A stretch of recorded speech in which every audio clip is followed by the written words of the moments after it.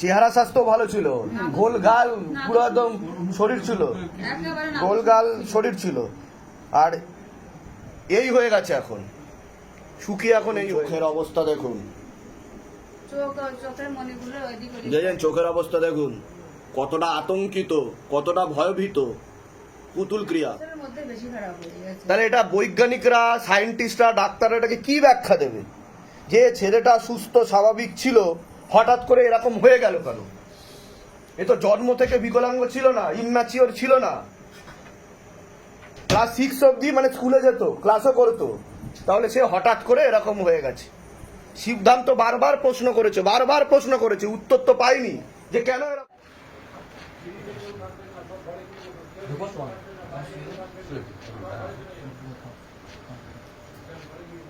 আসন করে বসে আপনারা বসে যান,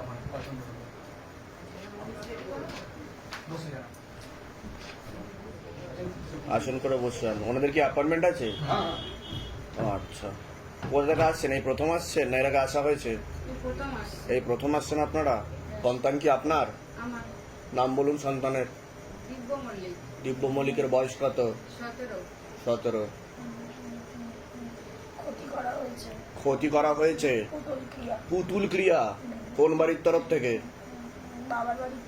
বাবার বাড়ির তরফ থেকে। জন্মের পরে ঠিক ছিল। জন্মের পর ঠিক ছিল? হ্যাঁ। আচ্ছা,